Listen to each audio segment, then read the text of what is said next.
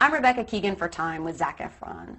Best known for his roles in Hairspray and High School Musical, Zac next stars in Me and Orson Welles. Today, he's taking questions from Time readers. This one comes from Julie Sephora in New York, New York, who asks, how is Me and Orson Welles different from the other projects you've worked on before?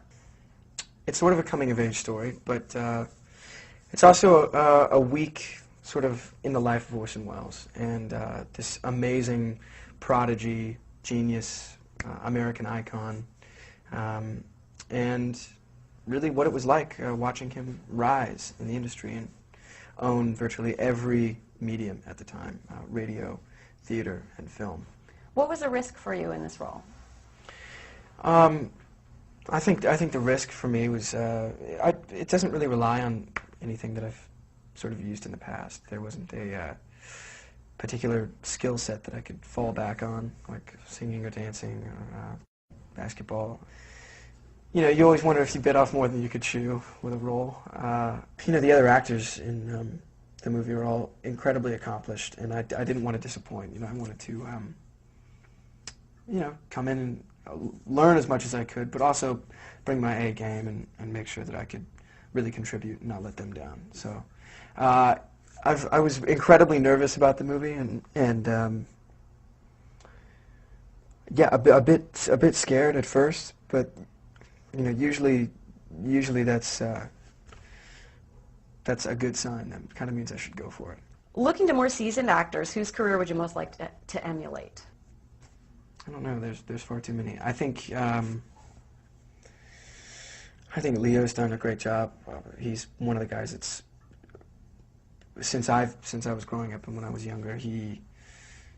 I was almost dead set against the guy when I was growing up. I was not envious, but I was kind of force-fed his image as a kid from Titanic, and wasn't jealous. It was just like you couldn't get away from it. You know what I mean?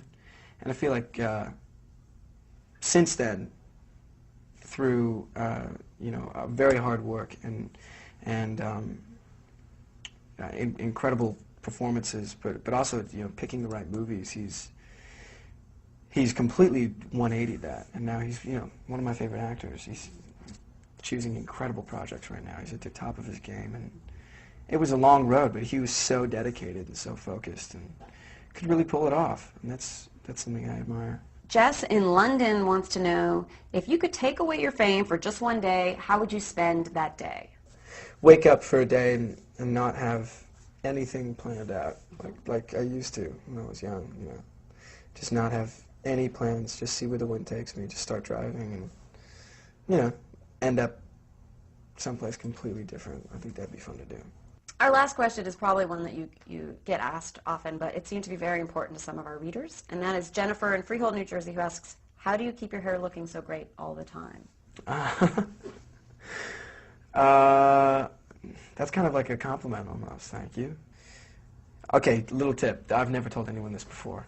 So this is a hair scoop? This is a hair scoop. I would never reveal this to anybody. Okay. Okay, but for some reason I like you. Good. Here's a trick. Shower before you go to sleep, and then sleep on, you know, your wet hair. Kind of towel dry it. When you wake up in the morning, it's all messed up. Naturally, it's kind of just going to be a little bit more messy. And then that's kind of and then how you put the product in when you wake up? Yeah, exactly. You put something in it. I mean, whatever you put in. But if you have that messed up thing when you wake up, it's more willing to stay that way. So, boom. It worked. Zach's hair tip. Oh, jeez.